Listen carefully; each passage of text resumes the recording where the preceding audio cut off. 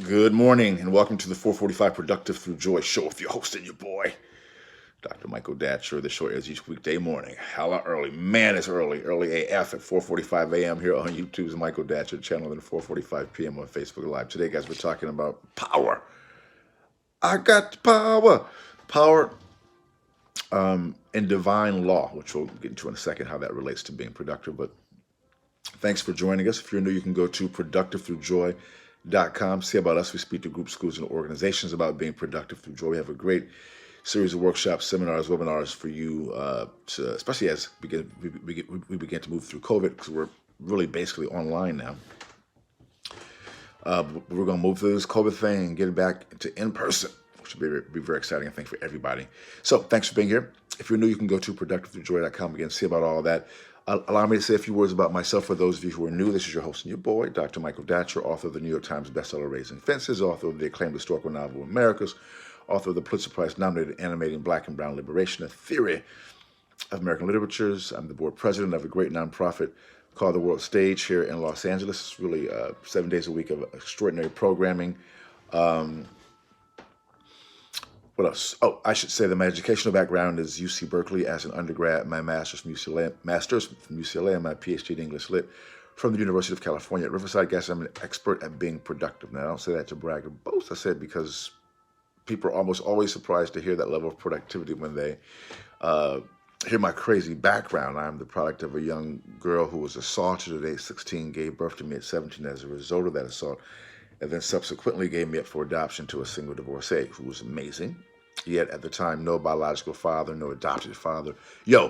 Difficult times for the young MD. Yet it's cool. Modi famously said, "How you like me now?" Right? And if I can be this productive and be so through, sure. I know many people can in their own way, in their own lane. And that really inspires this show because I know it's not where you're from. It's where you're about to go. So let's dive into the topic. Thanks for joining us today. If you're enjoying the show, please subscribe. Hit that subscribe button, bam.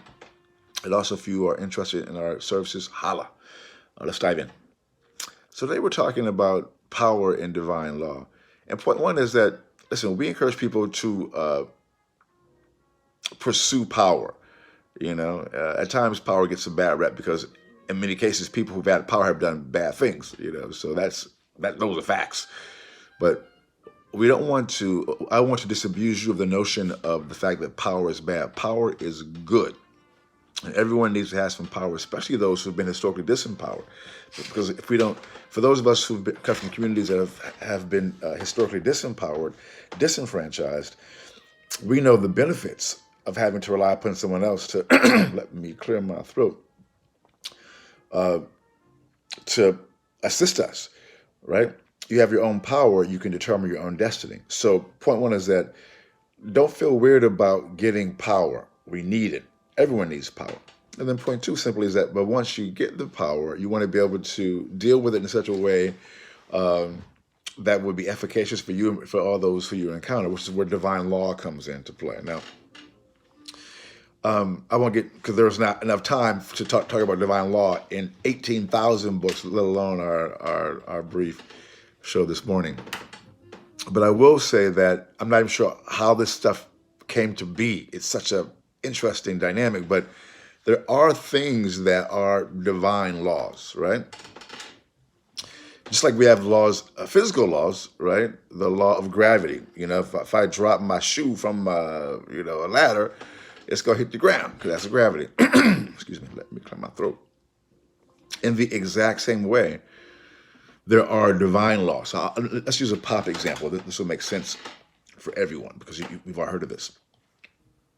And so we have physical laws, laws in the physical, in the world of phenomena called like the law of gravity, for example. And there are laws in the metaphysical realm, which is still laws nonetheless. So there's a law of karma, or a law of what comes around goes around.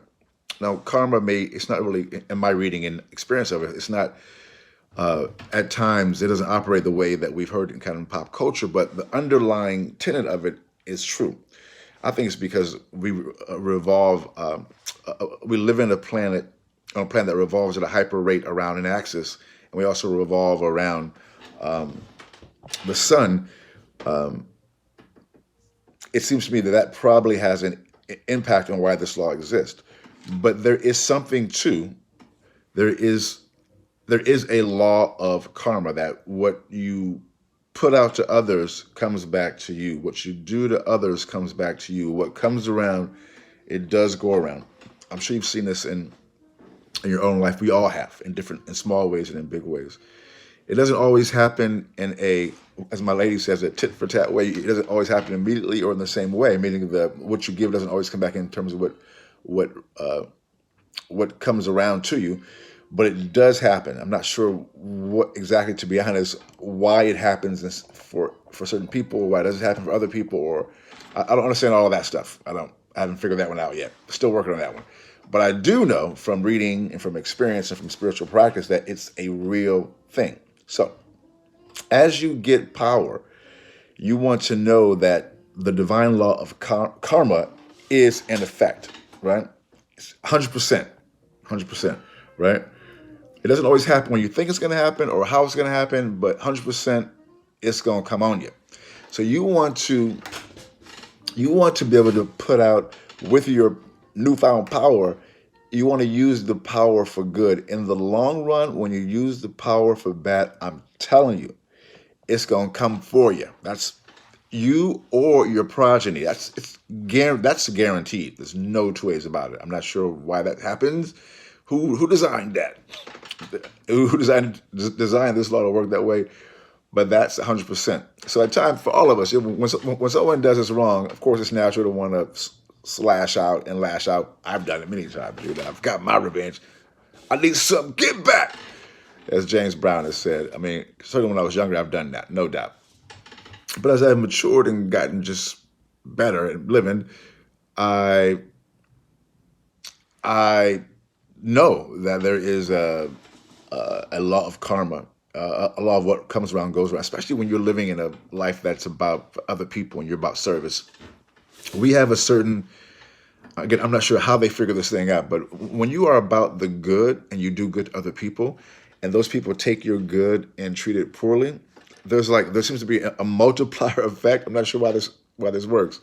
I know it sounds a little crazy, but when you do good, you're about justice and equity and love, and you put out love and those elements to other people, and those folks you give it to return your love with hate or whatever else they're doing that's not love, and that's not reciprocal to what you've brought to them. A multiplier effect kicks in. I know it sounds a little crazy, but what falls upon them is worse. I'm not saying that we need to want bad things to happen to anyone. Although that thought does cross your mind, of course. You're like, okay, you go get yours, no doubt. But in my experience, that's what happens, you know. And so the point of that is that you don't need to try to get back, as James Brown said. Just keep loving, keep doing, be smart, protect yourself. Don't be a chump, don't be used, you know, don't be exploited. But don't feel, and still check people, no doubt. But don't, and at times, well, I don't want to say you need to get revenge sometimes, but I'm just saying use your common sense and protect you and your family. But also know that because you're putting out love and equity and justice, there is a force that's on your side that is 1,000% guaranteed, um, and it will cover you. It'll get back for you. Not even that you need to have the get back, because it shouldn't be about that. But in terms of what is justice, divine justice is actually a real thing. I've seen it happen so many times in my life. I mean, it's a little scary. Keep it real. So I won't get too much into that, my own personal stories, but I'll just say, for the folks who've done me wrong, I mean, I've just watched some things unfold in their lives that has been like, because, you know, I'm about the love and equity and peace. Now, of course, I'm going to check them and do what I got to do. But I've tried to stop, you know, I've tried to check myself and not do too much on my end, trying to get revenge, honestly. And part of it is because I know that, listen, although I don't wish bad upon people, I know bad's going to come for them. Because that's just been my experience, you know. And what's funny is another side, I've actually warned some people, even when they acted out. And, I don't know. Spirit said you need to talk to this person. That they don't change their wicked ways, it's going to go down. But, some people you can't talk to, you can't, it's going to be what it's going to be.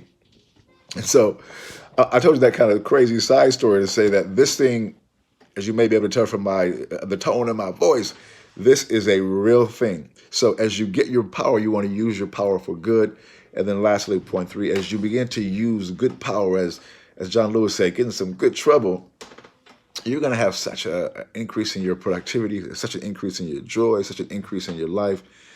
And in my experience, I mean, you're going to, you have to believe it, of course, do the work, of course, see it, like visualize it, which helps a lot as well, and visualize and we call it experiencing or virtualize. So virtualize it, have a full body experience of where you're trying to go. See it, be there with it, be emotional about it, be in that moment with that dream, that vision, that sight, be in it and believe it. And the more that you do all that, in the long run, in my experience, man, watch the good come to you and your family. Oh man, that's one of the most powerful things about this spiritual practice. It's not just you who benefits, gets a blessing or manifest greatness or joy or abundance. There's also the benefit that goes to your family and those who you love. And that's one of the most touching parts about this lifestyle. When you do it, you do the work and you put the work in, you're like, oh, this is pretty rough sometimes. But when you begin to see your kids, your family, your loved one, your lady, your partner, whoever it is, benefit as well, it's super encouraging. So, boom, goes the dynamite, guys. Thanks for being here. We'll see you when? Oh, this afternoon at 4:45 p.m. Guys, that's it. Until then, let's talk about it and be about it. Deuces. I'm out.